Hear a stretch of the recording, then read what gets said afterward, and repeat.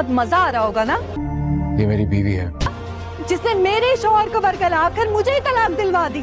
फंसा लिया उसे इसने। Shut up, just shut up. तुम दोनों को तो एक दूसरे के नाज नखरे उठाने से फुर्सत नहीं मिलेगी। अगर नहीं है तो फिर ये क्या करिए तुम्हारे साथ। शादी के पहले ही दिन आप कैसा बिहेव कर रहे हैं? आखिर कोई तो चक्कर है ना तुम दोनों का।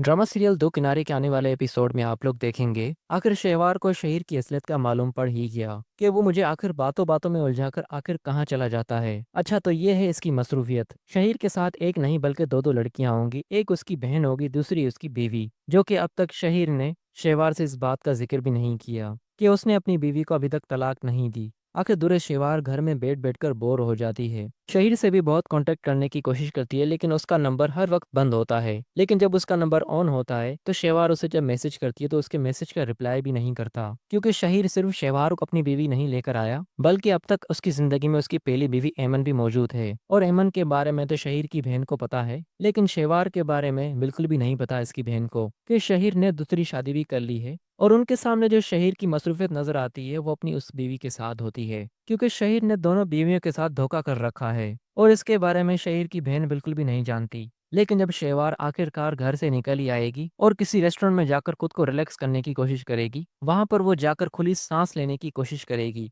क्योंकि घर में बैठ बैठ कर उसका दम घुट रहा था। और शहीर भी बहुत ड्रामेबाज है, उसने भी तो शेवार को धोखे में रखा हुआ है। लेकिन आखिरकार शहीर अपनी पहली बीवी के साथ पकड़ा ही गया। रंगे हाथों शेवार ने शहीर को उसकी बहन और उसकी बीवी के साथ देख ही लिया। अब शहीर यहाँ पर क्या ड्रामा करने की कोशिश करेगा, क्या बहाना करेगा कि वो दोनों कौन हैं। लेकिन शेवार के सामने सारी हकीकत खुलकर आ जाएगी और उसे पता चल जाएगा कि एक शहीर के साथ उसकी बहन है और दूसरी शहीर की बीवी, जो कि अब तक उसके निकाह में मौजूद है। अब दोस्तों शहीर पूरी तरह से फंस चुका है, क्योंकि एमन को तो वो कंट्रोल कर लेगा लेकिन शेवार को कैसे कंट्रोल करेगा। शेवार का जज्बातीपन जिस कदर वो पागल हो जाती है, उसका पागलपन इस बार शहीर भी नहीं बर्दाश्त कर पाएगा। आखिर 200 दिन ब दिन शेवार के साथ धोखे होते जा रहे हैं और जब से उसकी शहीर से शादी हुई है तब से एक दिन भी उसका सुकून से नहीं गुजरा और एक दिन भी वो शहीर के साथ कहीं बाहर भी नहीं घूमने गई। आज जब अकेली घर से बाहर निकली तो उसके सामने उसने क्या देखा कि शहीर ने किस कदर धोखे में रखा हुआ है उसे।